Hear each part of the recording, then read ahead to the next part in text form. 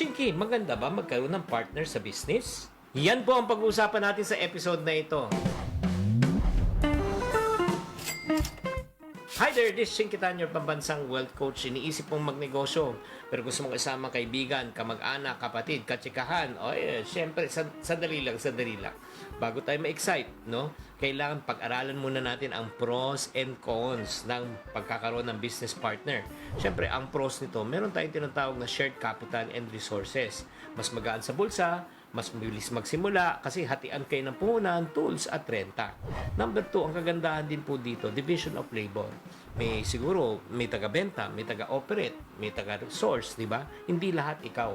Siyempre, mas mababawasan po yung tinatawag natin na burnout. Pangatlo, ang kagandahan po dito, nagkakaroon po tayo ng collaboration. Dalawang utak, di ba? O dalawang tao nag-iisip, di ba? May ka-brainstorm ka, may sasalo rin ng stress, at may nagre-remind din sa atin kung medyo hindi tama ang ating desisyon. Yan po ang mga tinatawag na pros or advantages.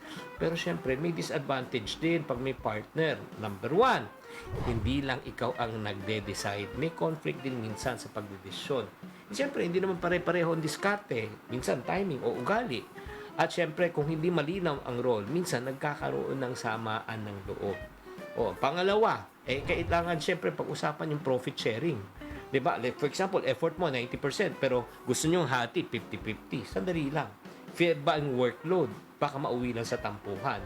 Pangatlo, syempre, ito yung pinakamahirap. Ang negative side din yan, yung tinatawag natin consistency. Diba? Issues. Paano na? Like for example, bigla na lang mawala yung isa na ikaw na lahat ang gumagawa. Di ba?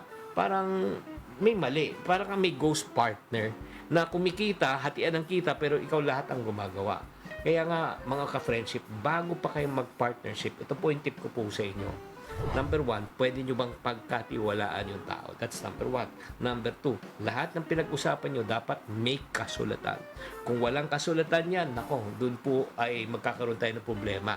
Pangatlo, kailangan alam din po natin yung eksaktong ilalabas ng pera at paano natin hahatiin ang kita. Dapat nakalista yan. Kaya very important po, mag-usap muna kayo ng diretsahan. Gumawa kayo ng kontrata at siguraduhin nyo kayo ay nagkakaisa.